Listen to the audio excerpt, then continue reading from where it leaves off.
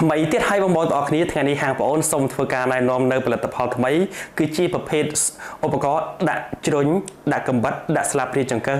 និងទំពក់ព្យួរវែងបងប្អូនទាំងអស់គ្នាអីវ៉ាន់នេះគឺជាប្រភេទ inox ថ្មីមែនទែនបងប្អូនទាំងអស់គ្នាទើបតែចូល stock ឥឡូវនេះសូមធ្វើការណែនាំបងប្អូនទាំងអស់គ្នាតែម្ដងអញ្ចឹងកុំឲ្យខាត់ពេលយូរសូមបង្វែរអារម្មណ៍បងទាំងអស់គ្នាទៅទស្សនាជាមួយខ្ញុំទាំងអស់គ្នាតោះបងប្អូនទាំងអស់គ្នានេះគឺជាប្រភេទ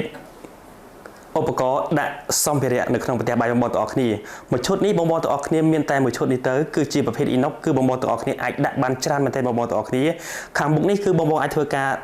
ដាក់គម្របឆ្នាំងក៏បានខាងលើនេះបងប្អូនអាចធ្វើការដាក់ស្លាបព្រាចង្កឹះបងប្អូនទាំងអស់គ្នាគឺយើងមានពីរបែបនេះបានហើយសម្រាប់ខាងលើនេះ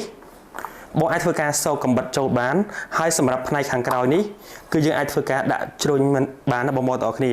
បាទអញ្ចឹងពិសេសមែនតើនៅក្នុងមួយឈុតនេះគឺបងប្អូនទាំងអស់គ្នាអាចធ្វើការដាក់ជ្រុញអាចធ្វើការដាក់គម្របឆ្នាំងអាចធ្វើការដាក់កំបិតអាចធ្វើការដាក់ស្លាបព្រាចង្កឹះនិងមានទំពក់ទៀតបងប្អូនទាំងអស់គ្នា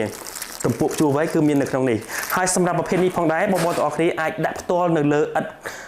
ម៉ាតបងប្អូនទាំងអស់គ្នាក៏បានឬក៏បងប្អូនទាំងអស់គ្នាចង់យកទៅភ្ជាប់ជាមួយនឹងជញ្ជាំងក៏បានដែរបងប្អូនទាំងអស់គ្នាប្រសិនបើបងប្អូនទាំងអស់គ្នាចង់យកទៅភ្ជាប់ជញ្ជាំងមានពីរជម្រើសអាចធ្វើការប្រើកាវបិទភ្ជាប់ជញ្ជាំងជាមួយនឹងឥដ្ឋក្រូក៏បានឬក៏បងប្អូនទាំងអស់គ្នាចង់ស្វានក៏បានដែរបងប្អូនទាំងអស់គ្នាមួយទៀតបងប្អូនទាំងអស់គ្នាតែនមួយនេះគឺសម្រាប់ធ្វើការត្រងទឹកបងប្អូនទាំងអស់គ្នាឧទាហរណ៍ថាប្រសិនបងប្អូនទាំងអស់គ្នាដាក់ស្លាបព្រាចង្កឹះទៅហើយមានហូរទឹកឬក៏បញ្ហាស្រកអីគឺបងប្អូនទាំងអស់គ្នាអាចធ្វើការសងចេះមកគឺបានឲ្យបងប្អូនទាំងអស់គ្នាមិនធ្វើឲ្យ